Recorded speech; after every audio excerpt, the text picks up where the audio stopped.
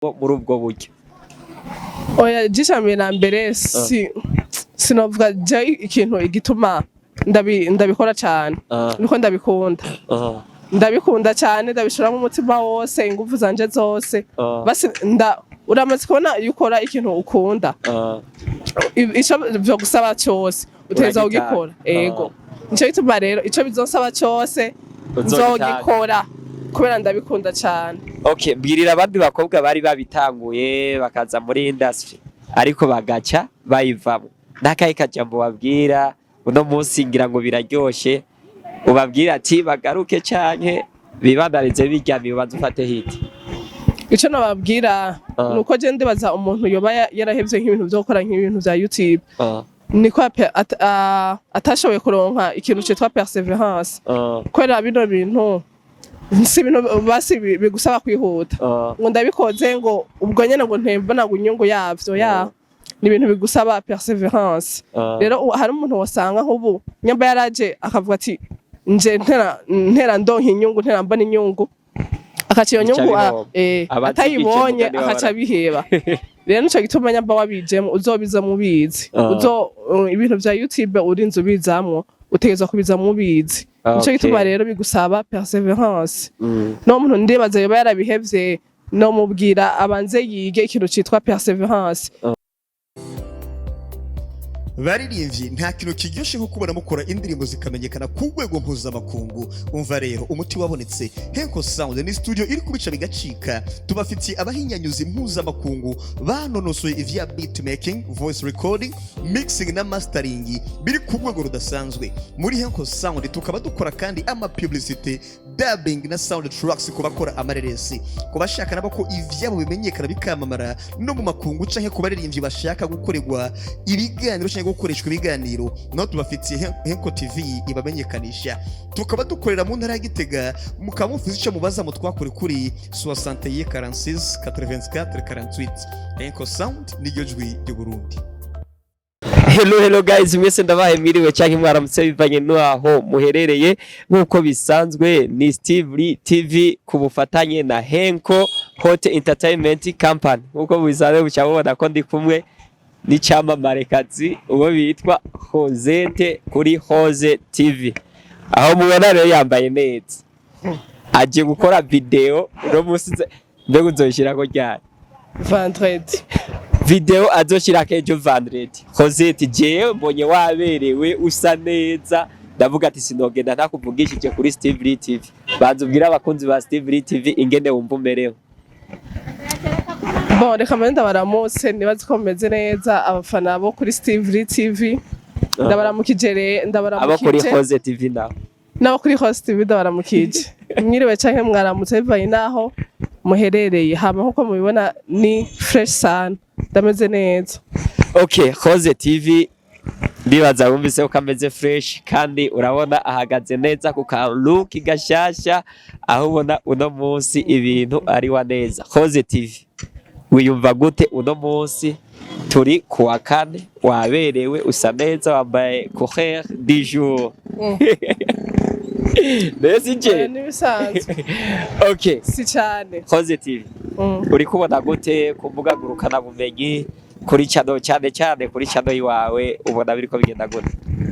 Bon, kubisanzwe jewe ibiganiro byanje novuga ko yakora bikunda bakora bikunda. Hariho abantu bambwira ko bifasha bakanyandikira inbox kuri WhatsApp bakambwira ati vraiment ibiganiro byawe biradufasha biratwubaka bituma nanje numva ngira ingufu zo guma nkora ibintu vyiza kandi murabizi ko tobazana ibintu bibi tuma dutegura tukagerageza kugira tugume tubazanira ibintu vyiza cyane. Okay, Irakoze TV urabuze ati bariko barabikurikirana uno munsi wo cyaguhereza umutaye wo kudandaza imicungwe canke mandarine canke imyumbati no guhitamo gukorera kuri YouTube nkuko usanzwe uri kurabikora ubugende wocu hitamwe iki wohitamwe kubiheba cyaye woja kudandaza imicungwe? Subira mu cyo kibazo cyawe. Buzati uno munsi bivaye n'ingendo uriko uratrendinga kuri social media umuntu cyaguhereza amahera yihuta ati genda udandaze swate kudandaza imicungwe canke ibindi bintu byose uyumvamo wohitamwe iki muri ibyo kubandanya ukora kuri YouTube cyane?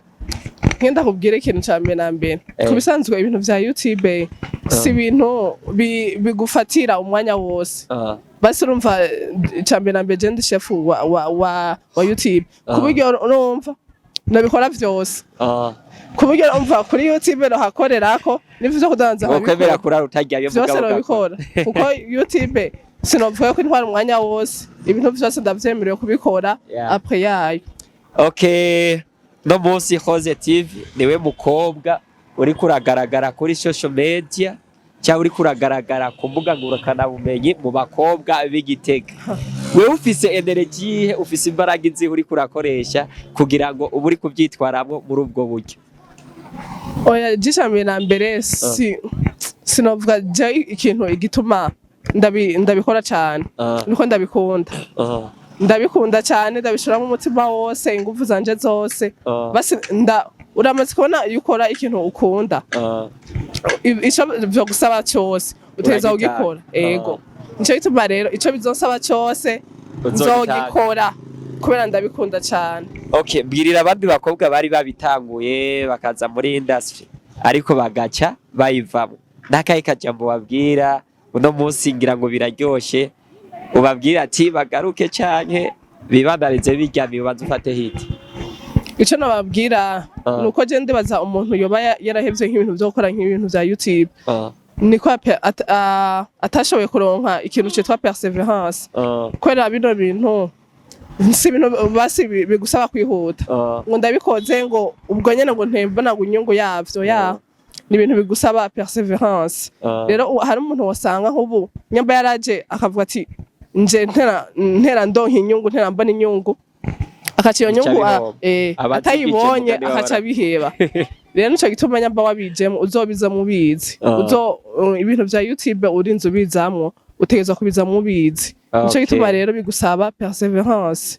No muntu ndibaza yoba yarabihevye no mubwira abanze yige ikintu citwa perseverance niyamara kukimenya hamazogaruka.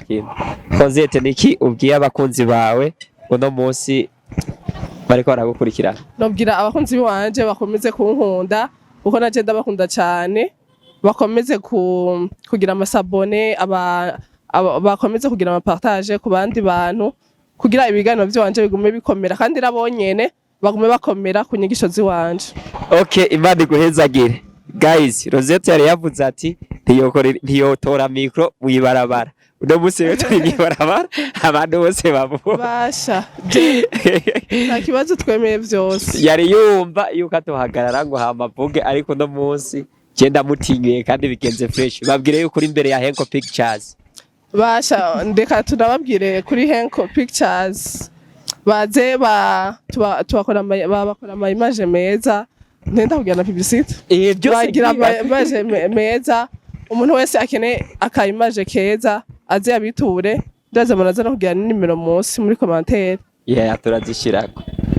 Rero bakunzi ba Cose TV n'abakunzi ba STIVI TV n'abakunzi ba Henko TV mwese turabatumiye muri Henko Pictures. Nibaza kino kibanza murakibona dushobora kuzimira wahageze n'ahantu uzohasa ni kuri galeri Musavyi uzohasanga imatera n'amazi meza cyane gose adandazwa n'umumama cyangamutse kweri numubona ke yakira abantu neza nawe uhashitse ushatse ugenda tugufotoye na service zose zibera muri secretariat public turazibakorera bikagenda neza.